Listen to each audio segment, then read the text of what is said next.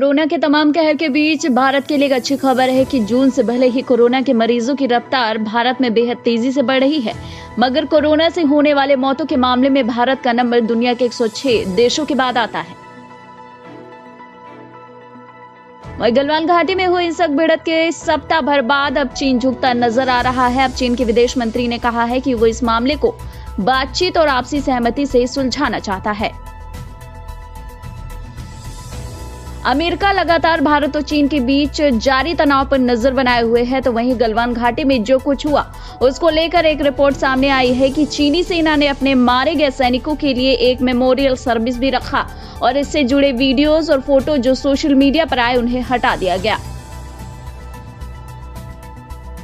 इसी कड़ी में अमेरिकी इंटेलिजेंस का कहना है कि चीन की ओर से पहले से ऐसी झड़प को प्लान किया गया था जिसमें उसके करीब 35 जवान मारे गए। दूसरी ओर रक्षा मंत्री राजनाथ सिंह इन दिनों रूस में हैं। आपको बता दें कि ये दौरा इसलिए खास है क्योंकि इस दौरान भारत की ओर से रूस से जरूरी हथियारों की डिलीवरी जल्द करने को कहा जाएगा। कोरोना संक्रमण से बचाव की दिशा में रेलवे द्वारा एक अनोखी पहल की गई है, जिसके तहत अल्ट्रा वायलेट सैनिटाइजिंग मशीन द्वारा किसी भी तरह के दस्तावेज या फाइल आदि को सैनिटाइज किया जा सकता है। दिल्ली बीजेपी ने 50,000 स्कूली बच्चों को मास्क बांटने के अभियान की शुरुआत की है। खास बात यह है कि ये मास्क सिख समाज द्वारा पहने जाने वाले पगड़ियों से बना हुआ है।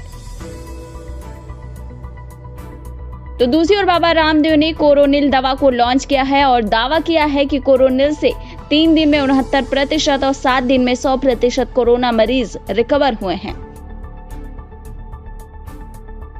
वहीं स्वामी रामदेव ने यह भी कहा कि आयुर्वेद की विधि से बनाई गई कोरोनिल अगले 7 दिनों में पतंजलि के स्टोर पर मिलेगी। जल्द ही ऐप की मदद से घर पर यह दवा पहुंचाई जाएगी।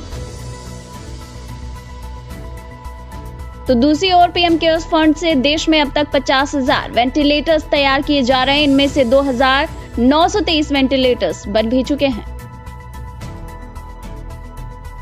उत्तर प्रदेश के कानपुर में करीब 19 घंटे घर के बाहर पड़ा रहा कोरोना संदिग्ध का शव, तो वहीं ग्रामीणों ने लोडर से भिजवाया पोस्टमार्टम हाउस।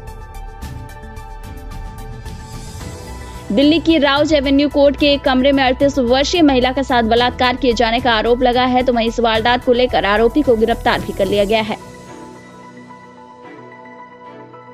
दूसरी ओर 4 लाख से ज्यादा फॉलोअर्स वाला टिकटॉक स्टार शेरू निकला कातिल, जिसने एक तरफा प्यार के चलते नैना नाम की एक लड़की को ही मार दिया था। पिछले 25 साल में हुए टिड्डियों के सबसे बड़े हमले की जद में भारत के 84 जिले आ चुके हैं, तो वहीं टिड्डियों के अटैक से पार पाने के लिए 12 ड्रोन से केमिकल का छिड़काव भी किया जा रहा है। मोदी सरकार की फसल बीमा योजना का फायदा उठाने के लिए अब किसानों को चाहिए होगा PAN card, driving licence, voter ID card, passport, Aadhaar card जैसे डॉक्यूमेंट्स। सार्वजनिक क्षेत्र की खरीदारी के लिए बनाए गए ऑनलाइन पोर्टल जेम उत्पादों में लोकल सामान की सीमा तय कर दी गई है। साथ ही इसकी जानकारी पोर्टल पर देना भी अनिवार्य कर दिया गया है। रेलवे म्यूजियम में अब रेल कोच कैफे में चाय, कॉफी और हल्के नाश्ते का भी लुत्फ उठाया जा सकता है। दरअसल कर्नाटक के मैसूर रेलवे म्यूजियम में रेल कोच कैफे खोला गया है।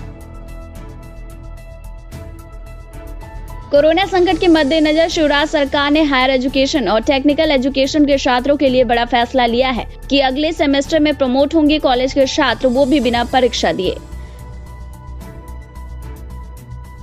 दूसरी ओर समस्तीपुर के शहीद अमन कुमार के घर पहुंचे डिप्टी सीएम सुशील कुमार मोदी और उनके परिजनों को सौंपा 36 लाख का चेक।